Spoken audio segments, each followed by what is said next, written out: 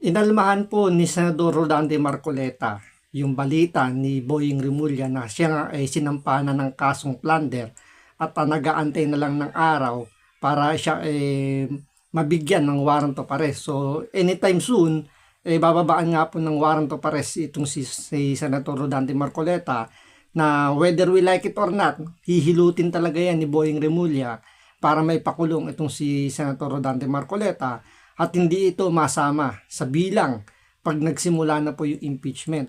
Ang nakakapagtaka lang dito, no, nakakatawang isipin, yung mga taong involved doon sa flood control project na pinangalanan na nila doon sa unang araw pa lang ginanap yung Senate Blue Ribbon Committee sa pangunguna niya, malaya pang nakakakilos sa labas ng bansa, sa labas ng kulungan. Pero yung mga nagsisiwala, tumutulong talaga, na talagang hinahanap kung sino talaga yung mastermind ng mga kawatan sa pagnanakaw nga ng pera ng taong bayan, inuunti-unti na nila talaga may pakulong. So kahit nga si Senator Bong Revilla na wala namang kinalaman sa kay Duterte, kay Sara Duterte, ikinulong nila. Dahil nadamay lang gawa nga yung kanyang mga anak, hindi nga pumirma dun sa unang attempt nila na ma-impeach si Sara Duterte. Kaya ang binalikan dito si Senador Bong Revilla na sinasabi nilang isa sa mga big fish daw ng flood control. Pero alam naman natin na ginamit lang nila talaga si Bong Revilla para pagtakpan yung pinaka-mastermind. So ito, panoorin po natin itong naging statement ni Senator Rodante Marcoleta tungkol nga dito sa napipintong pag-aresto sa kanya. So ito, panoorin po natin. Pero syempre, bago ang lahat, kung hindi ka pa nakasubscribe sa Makapili TV, baka naman pwedeng pakipindot po muna yung subscribe button. At the same time, palike na rin po ng video. Wala namang pong bayad dyan, kaya pindot na. So ito, panoorin po natin. Mga minamahal kong mga kababayan, nakikita po ninyo yung pattern sa mga nagdaang araw. Mas uunahin po nila yung tao na nagmamalasakit sa inyo para palitawin natin ang katotohanan. Ngunit yung taong nasa likod ng lahat ng kasalanan ito ng pagnanakaw, hanggang ngayon ay wala pa po silang ginagawang pag-uusig. Meron na pong isang demanda kay Martin Romualdez na nakabinbin pa April 2026. Yung isa na inakusahan na dating Biruin nyo, no? Nung April pa, nagsampa ng kaso itong si Boying Rimulya kay Martin Romualdez. Anong buwan na, pero nakapending pa rin. Pero yung itong kay Rodante Marcoleta, kailan lang to binuksan yung kanyang kaso, minakaambang na agad na warrant of arrest. So talaga makikita natin dito na talagang pinipilit nila na mapagtakpan yung mga dapat na nakakulong ngayon. Kasi nga, hindi naman yan hindi naman yan lalabas yung pera, hindi naman yan kinuha ng basta-basta lang. So talagang pinlano yan. Kaya nga yung mga nilagay nila sa Commission of Appropriation doon sa House of Representatives, talagang kaalyado nila. Siyempre, sino ba yung pipirma? Yung House Speaker. So para wala ng kusus balungos, sila nagkukuntsabahan para pagdating nga sa pagkuha ng pera, malinis.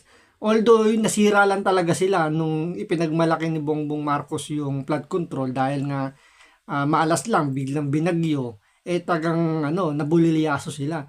Pero tama yung sinasabi dito ni Senador Rodante Marcoleta na yung mga mastermind talaga hanggang ngayon hindi pa nai-issue ng warrant of arrest na hanggang ngayon nakabinbin pa rin yung kaso.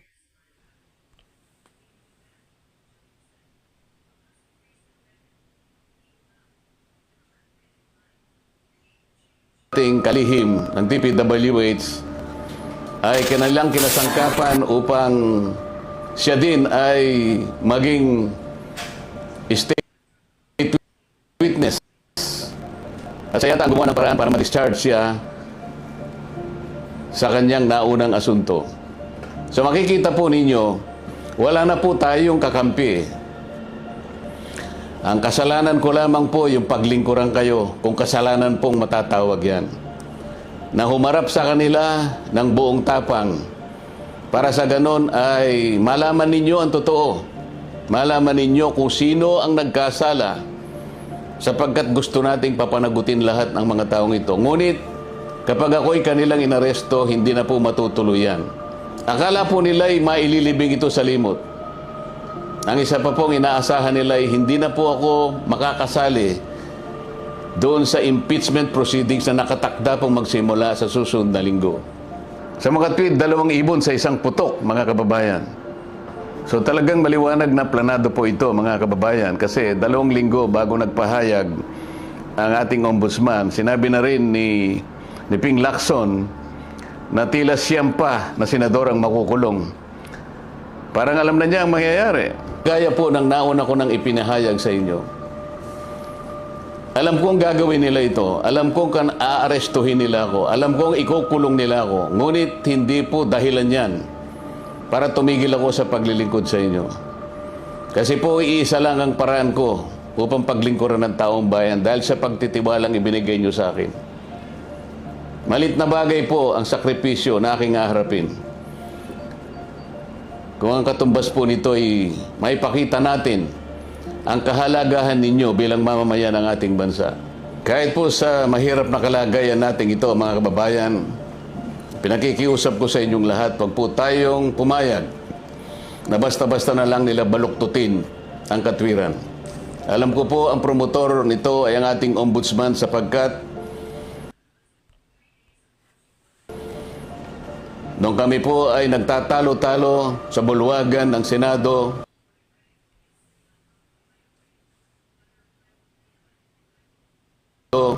isa sa amin ang nagsabi na sometimes we have to bend the law. At sumagot po yung ombudsman nang tinanong siya kung tama ang kanyang sinabi. Alam na po ninyo kung ano yung sinagot niya. Yes, sir. Huwag po tayong pumayag na gano'n ang mangyari. Kahit ano pong mangyari, ilaban po natin ang katwiran. Dahil ang katwiran po ang magpapalaya sa atin. Ito ang magbibigay sa atin ng tagumpay bilang mamamayan at bilang isang bansa.